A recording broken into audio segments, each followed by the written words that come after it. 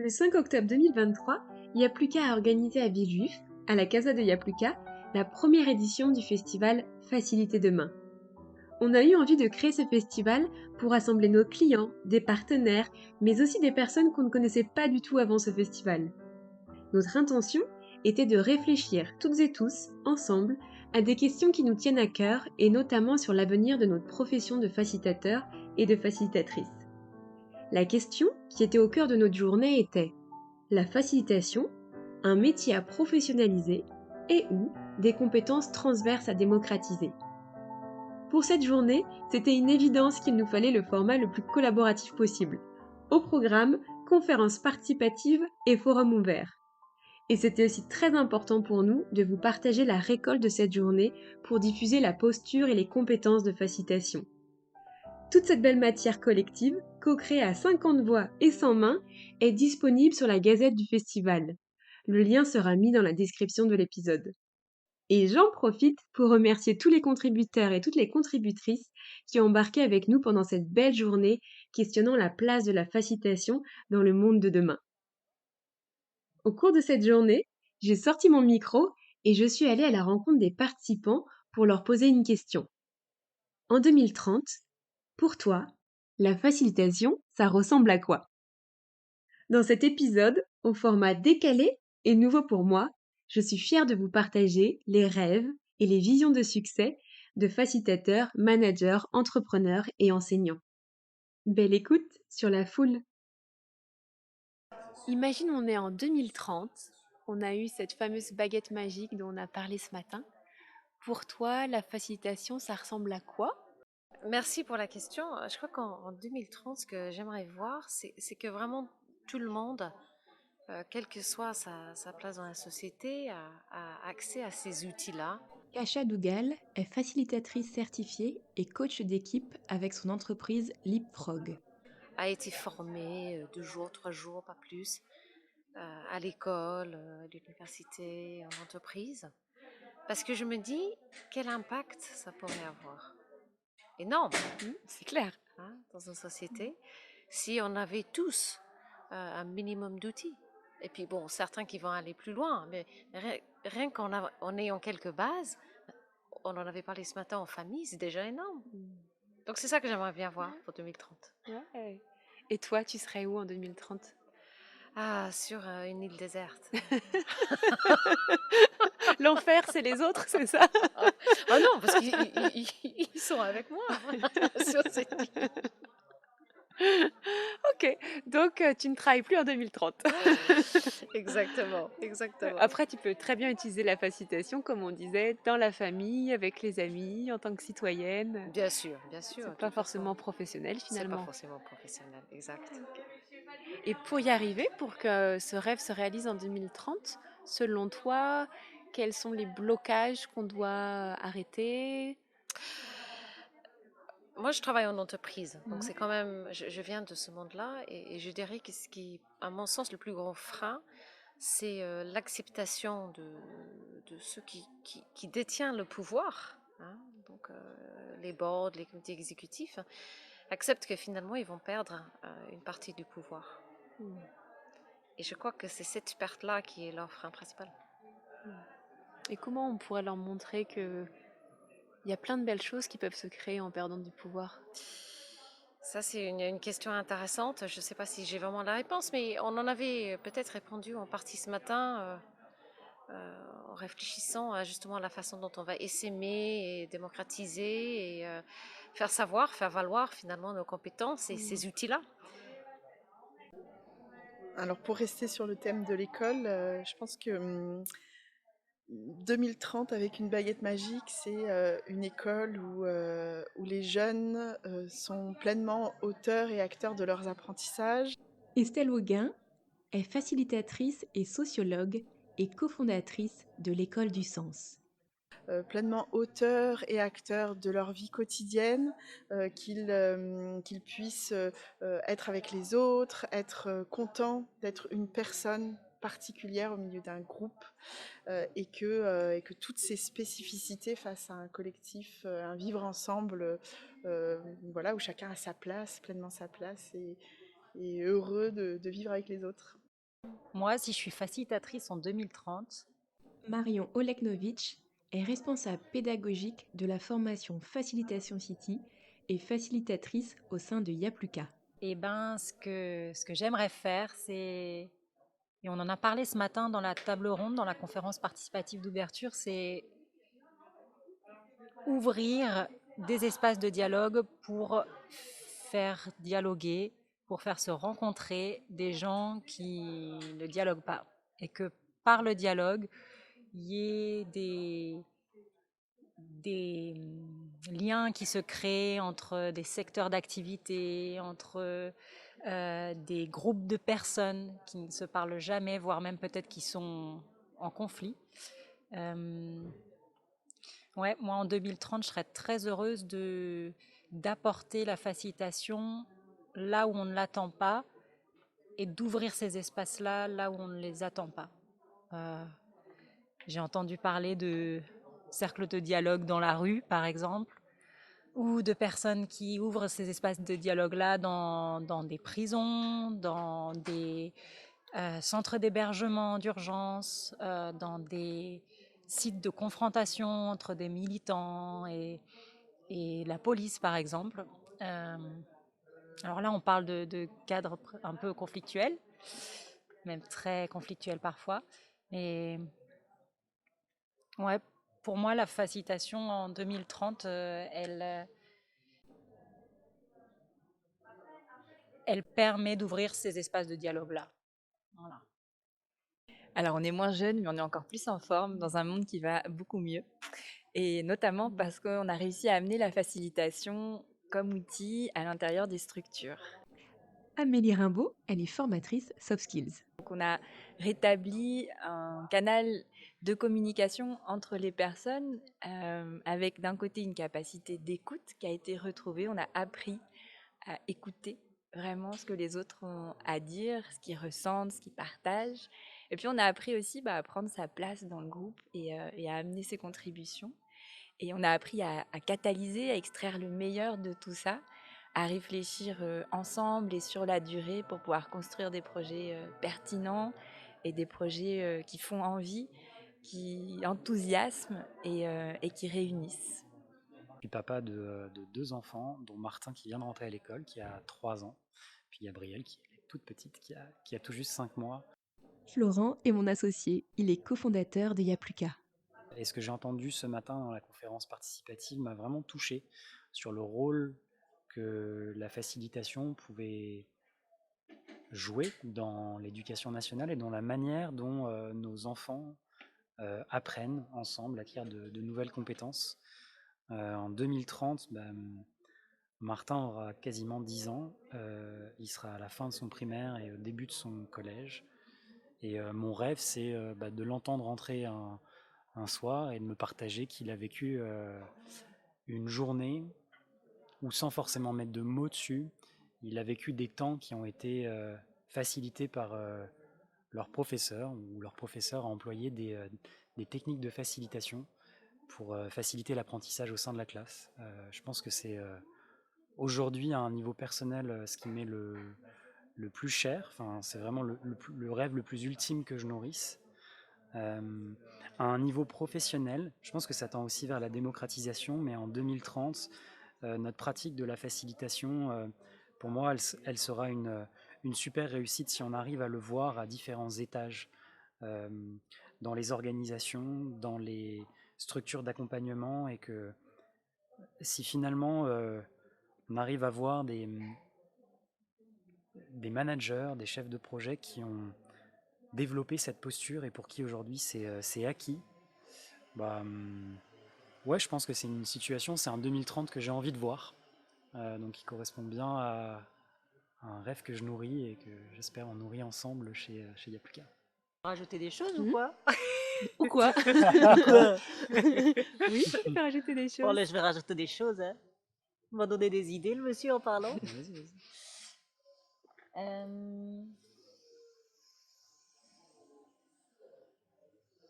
Bah, là, les échanges qu'on a eus ce matin aussi dans la conférence, ça me pose la question aussi sur le côté professionnalisation de notre métier, le métier de facilitateur professionnel. Est-ce qu'en 2030, le rêve, c'est une certification commune à tous les facilitateurs, facilitatrices professionnelles avec un référentiel de compétences, compétences 1, 2, 3, il faut cocher les cases et si tu coches les cases, eh ben, tu es un vrai facilitateur professionnel. Est-ce que c'est ça dont on rêve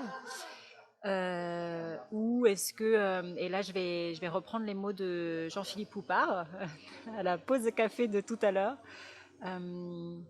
qui me disait que euh, lui, ce qu'il animait, c'était de déclencher la passion chez les gens. En fait, déclencher le feu même. Je crois que, Jean-Philippe, j'espère que je respecte les mots que tu as dit. Et je ne suis pas sûre qu'une certification unique pour tous les facilitateurs professionnels avec une grille de critères, etc., en 2030, ce soit le meilleur moyen pour allumer le feu et répandre le feu de ces nouvelles pratiques, de ces nouvelles méthodes de travail dans les environnements, des organisations, des entreprises, mais aussi au quotidien dans la vie citoyenne, etc. Et du coup, de plus en plus, en tout cas les échanges qu'on a eus ce matin, me font rêver d'un futur de la facilitation qui est pluriel, qui est très diversifié, avec des gens qui viennent de plein d'horizons, qui se retrouvent sous une même dénomination de facilitateurs et qui peut-être ont des pratiques différentes, des secteurs d'intervention différents, etc. Mais finalement qui partagent, qui sont animés par cette même envie de répandre le feu. Et c'est pas grave si on fait pas tous les choses de la même manière. Euh, voilà, j'ai ça qui me vient en tout cas là aujourd'hui, cet après-midi, après cette première demi-journée autour de notre thème faciliter demain, la facilitation, un métier à démocratiser et ou à professionnaliser. Alors, on est en 2030, idéalement, où en est la facilitation? C'est ça Ouais, la question. exactement. Jean-Philippe Poupard est fondateur de Formapart et auteur du livre Devenir facilitateur. Tu sais, tu as pu utiliser une baguette magique.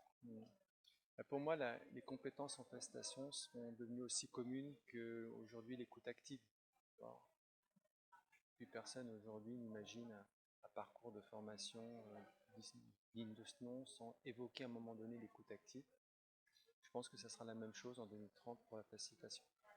Les compétences en facilitation vont devenir comme absolument nécessaires pour juste pouvoir animer correctement un collectif, faire un minima qu'il soit efficace lorsqu'il se rencontre.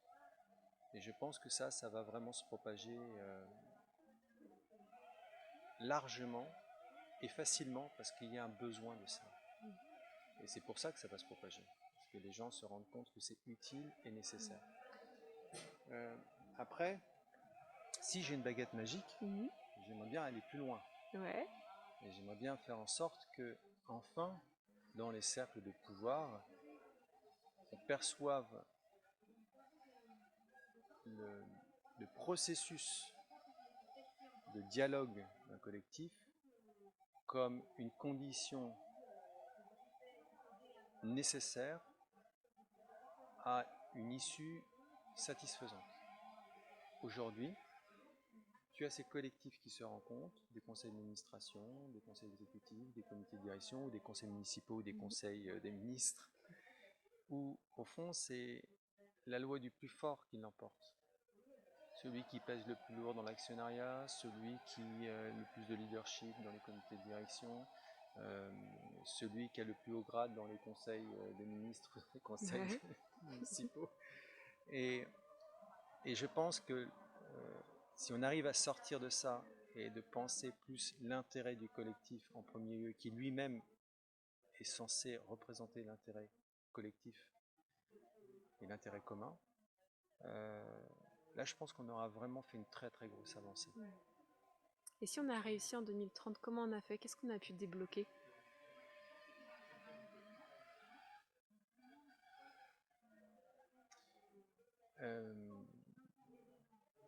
Alors, il y a la voie de la paix et il y a la voie un peu plus guerrière.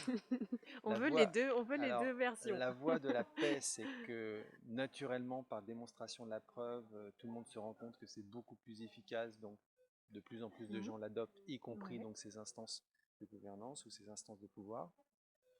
Et puis il y a une autre voie qui est un peu plus sanguinaire, qui consiste à se dire, bah, en fait, on a été tellement loin dans l'aberration que tout s'effondre Mm.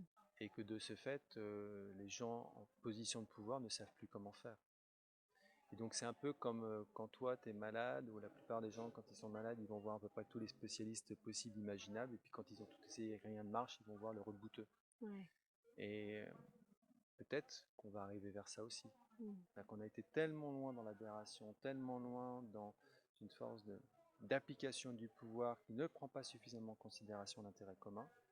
L'intérêt, quand je dis l'intérêt commun, c'est pas simplement pour l'entreprise ou pour le petit territoire local, mais c'est vraiment pour l'intérêt intégral Mm. de la société, bah, que les choses vont plus aller du tout et qu'en fait les gens vont être perdus. Donc comment on fait quand on est perdu? Bah, on n'a plus besoin d'aide. Et si on travaillait vraiment autrement, enfin? Ça serait bien, hein. Ça donne envie. Hein. Et si peut-être toi en 2030, tu te vois faire le même métier? Bah, j'aime mon métier quand même, donc j'aime l'exercer. C'est extrêmement galvanisant d'accompagner un client sur une démarche où tu sens que tu crées de l'alignement, de l'engagement collectif, que tu sens que tu contribues à faire émerger un sens commun extrêmement fort. Enfin, c'est extrêmement galvanisant. Mm. Donc, je crois que quelque part, j'aurais toujours envie de continuer à faire ça. Peut-être que je serais un peu plus sélectif sur mes clients et de faire vraiment ça avec des clients avec qui j'ai envie de travailler. Bien que j'ai quand même le sentiment de pouvoir déjà le faire en grande partie.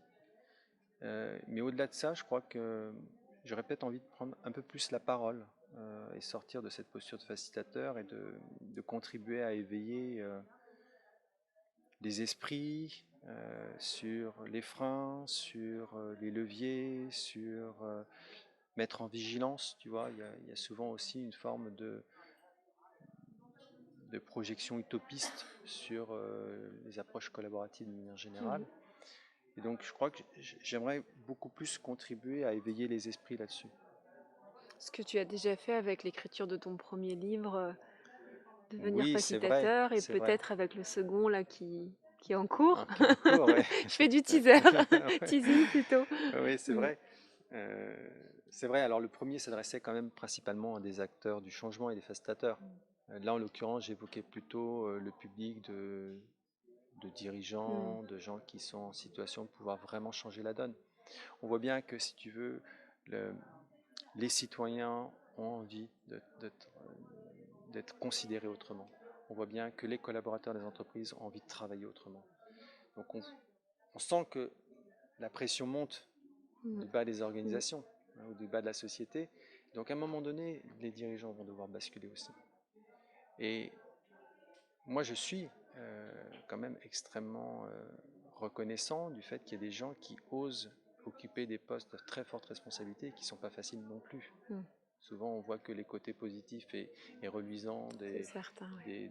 des positions hiérarchiques importantes, mais c'est quand même aussi parfois très courageux.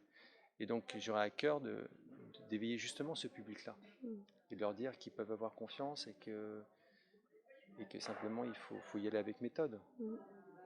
Ouais, et c'est un peu ce que nous disait Sylvie ce matin lors de la conférence, que certains managers sont formés à la facilitation, mais est-ce que derrière on les a aussi accompagnés à lâcher prise sur le pouvoir, l'autorité, prendre sa place? Est-ce que justement ce qu'on peut imaginer un manager, il se doit de, mais peut-être pas, etc., etc., et que c'est peut-être un combo méthode, outils, techniques de facilitation, mais aussi ouais, faire tomber les masques et ouais, et peut-être essayer de donner des pistes pour avoir moins de peur. Oser agir. Oui, oui, absolument, absolument. Bah, je crois que ça, c'est un bel horizon. Écoute, je vais faire écho à quelque chose qui m'a interpellée ce matin pendant la conférence. Solène Darestieux-Muret est cofondatrice de l'entreprise La Facilitation. parce qu'on parlait beaucoup de facilitation, on parlait aussi d'engagement citoyen, de prendre sa vie en main à titre individuel, à titre aussi collectif. Ouais. Et il y a eu quelques remarques par rapport à la politique, au fait qu'il fallait s'engager sur les territoires parce que les politiciens, ça bouge pas assez vite ou pour X ou Y raison. Alors moi, ça fait écho parce que je suis facilitatrice et je suis aussi conseillère municipale. Ok. Donc si tu veux, ça a un peu cheminé. Je suis conseillère municipale en charge du dialogue citoyen dans ma petite ville là où j'habite. Hein. Et en fait, je me suis dit, je réfléchissais comment j'en suis arrivée là. Parce que parler d'engagement, pour moi, c'est... Je pense que j'ai toujours été engagée sous une forme ou une autre. Et je pense que si on est facilitateur aujourd'hui, c'est qu'on a envie de faire bouger les choses, on a envie que le monde avance. Donc ça, je pense que c'est une cohérence. Mais comment j'en suis arrivée à être aussi conseillère municipale à mon échelle, hein. Et je me suis dit que c'est la facilitation qui m'y avait menée aussi, parce que on se dit qu'il faut être engagé, qu'il faut agir à son niveau, à son échelle. Mais si on a envie que ça bouge, il faut aussi hacker le système de l'intérieur. Ouais. Et donc accepter Enfin, pour moi, en tout cas, c'est comme ça que je le vis, parce que pendant longtemps, je me suis dit, la politique, non, je suis trop engagée sur des valeurs ou sur certaines éthiques auprès d'ONG qui ne sont pas compatibles avec la politique ou l'image qu'on peut avoir de la politique. Et de me dire, ben non, en fait, quand on m'a dit, ben vas-y, viens avec nous, continue à t'engager. Et je me suis dit, ben oui, en fait, la facilitation, elle permet aussi de hacker le système de l'intérieur en se disant, on va accompagner de l'extérieur en étant le tiers, voilà. Mais si on peut aussi mettre une petite graine à l'intérieur de certains écosystèmes, faire bouger des lignes de l'intérieur, parce que voilà, il faudra du temps, etc., etc. Mais au final, quand on ne peut pas passer par la porte, on passe par la fenêtre. Ouais, et il parlait ce matin de petits pas aussi. C'est exactement ça. Et du coup, ce qui m'a interpellée, un peu chatouillée pour être honnête, c'est que je me dis, on fait un métier de lien, puisqu'on est là pour créer des liens avec les individus, avec les collectifs, avec de la diversité. Et du coup, on a aussi un rôle d'apaiser, on n'est pas les uns contre les autres ou les uns différents des autres, on est tous différents, c'est une certitude, mais comment on chemine ensemble en fait. Ouais. Voilà, moi c'est ça qui m'a... Ouais. Donc en 2030, ben moi ce dont je rêve, c'est qu'on soit tous facilitateurs dans nos familles, dans nos environnements professionnels, dans nos environnements de société d'une manière générale, et que on n'est même plus à se demander ce que c'est en fait. Bon. On a encore du chemin, je pense. Mais c'est enregistré. On en reparle en 2030. Et on est en train d'envoyer des fréquences à l'univers. Ouais, voilà. Et ça serait... le monde se porterait mieux, en fait, si on infusait ça partout, et pas que dans les environnements professionnels. Ouais. Donc, c'est ça qui est intéressant. Et donc toi, Romain, si on a cette fameuse baguette magique dont on a parlé ce matin, la facilitation en 2030, ça ressemble à quoi? Romain Morer est formateur et facilitateur chez Yapluka. Je pense que ça ressemble à deux courants qui finalement peuvent avoir un intérêt, où il y a à la fois ce côté professionnalisant qui, je pense, dans certains cas de figure, sur des changements très structurants, très dimensionnants, ont un intérêt, et je pense que c'est important du coup de garder ce côté-là. Et d'un autre côté, une démocratisation de la pratique qui fait que peut-être qu'on ne pourrait pas parler d'un rôle à proprement parler de facilitateur, mais quelqu'un qui a des compétences dans ce domaine-là et qui va être capable à des moments de faire appel à ces différentes compétences-là et de débloquer des situations qu'il n'aurait pas pu débloquer sans ces compétences. Donc je pense que ces deux voies pour moi sont très compatibles. Par rapport à cette baguette, je pense que débloquer des choses vis-à-vis de peut-être une exemplarité qu'on pourrait retrouver davantage au niveau du top management, qui pourrait inspirer davantage ensuite les personnes en dessous, et puis prendre un peu plus le temps pour aller en profondeur. Super, merci. Alors en 2030, la facilitation, pour moi, ça ressemble à... C'est démocratiser. Christine Anne-Chevry, c'est ma mentor. Elle est consultante senior exécutive, cofondatrice de Expend, et membre de conseil d'administration. On en parle, mais on le pratique. On le pratique dans les instances publiques. C'est intégré dans des programmes d'éducation. C'est enseigné, que ce soit dans les grandes écoles, que ce soit dans les moyennes, voire dans les petites écoles. C'est aussi un métier qui est reconnu, professionnalisé, et aussi bien les élèves qui sont à l'école à 3 ans ou en 5 ans, bah, ils le vivent au quotidien. Donc voilà pour moi ce que c'est que la facilitation en 2030. Est-ce que ça sera digitalisé? Pas forcément. Un petit peu. Peut-être les outils seront mis à disposition sur des plateformes, des choses comme ça, des boîtes de jeux. Mais il y aura avant tout l'humain qui sera au cœur du dispositif de la facilitation. Et alors, ce matin, on parlait de, tu sais, de baguette magique par rapport à la facilitation. Imaginons qu'on a eu cette baguette magique, qu'on a réussi. On est en 2030. À quoi ressemble pour toi la facilitation? Quelle est sa couleur, son visage? 2030, c'est dans pas si longtemps, hein. Leïla Lamère-Maringer est leader des programmes Leadership, Transformation culturelle et accompagnement du changement au sein de la Société Générale Assurance. Moi, j'aurais envie de me le représenter un peu comme... c'est plus son prénom. Jean-Philippe? Ouais. Ouais. Comme Jean-Philippe voilà, nous a invité, de comment la facilitation s'invite dans notre citoyenneté, dans notre vie voilà, de citoyen. Et il parlait tout à l'heure d'un médecin, comment la facilitation s'invite beaucoup plus dans des lieux où le vivre ensemble est compliqué. Donc voilà, je pense au monde de la santé, je pense au monde de l'éducation nationale. Vraiment, ces témoignages-là de ce matin m'ont énormément touchée de ce qui s'ouvre un tout petit peu dans le monde de l'enseignement. En 2030, voilà, la facilitation aurait pris de la place dans des espaces où aujourd'hui elle est extrêmement réduite.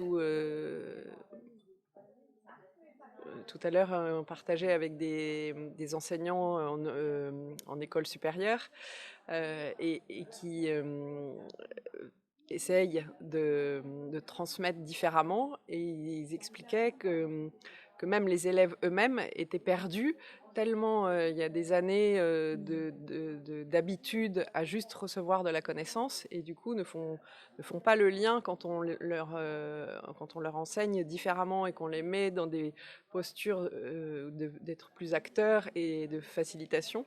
Ils le prennent comme du jeu et ne font pas le lien qu'ils sont en train de développer des compétences, peut-être au-delà de connaissances. Bon, la baguette magique, voilà, après, dans le monde de l'entreprise que je connais bien, la baguette magique, elle pourrait avoir permis surtout à des dirigeants de mobiliser leur propre collectif de comités de direction, de COMEX, différemment. Et surtout, pour moi, ce à quoi je suis extrêmement sensible, c'est comment on apprend à être dans la confrontation saine et c'est pas moi qui dis ça, mais dans le désaccord fécond. Et pour moi, la facilitation, elle permet vraiment, vraiment ça, ces postures où on va s'ouvrir aux idées différentes et construire les uns par-dessus les autres pour développer nos idées, pour faire apprendre de situations passées. Et voilà, ça c'est vraiment un rêve qu'en 2030, la facilitation s'invite dans des endroits où elle est non pensée, quoi. C'est quoi ton rêve? Alors, tu vois, je vois une cour de récréation quand je t'entends. Sylvie Boinich est consultante, coach et superviseur. Et je vois des enfants qui ont intégré le coopératif et pour lesquels ça a plus du tout de sens de chercher à avoir une bonne note parce que l'idée c'est plutôt de grandir ensemble. Voilà, c'est un kiff. Et t'as les yeux qui pétillent, rien qu'à l'idée d'imaginer ça. Ouais, Super. complètement. Ouais.